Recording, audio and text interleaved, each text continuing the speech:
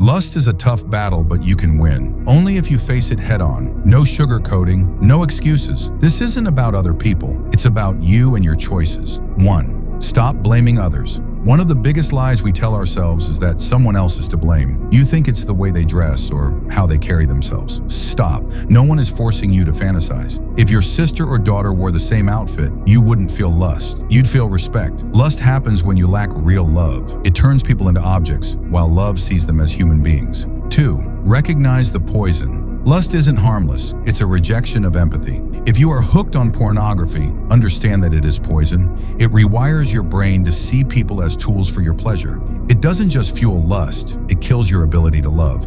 You aren't a victim of an addiction. You are a participant in a choice. Every time you indulge, you are choosing to become a slave to your desires. 3. Cut it off at the root.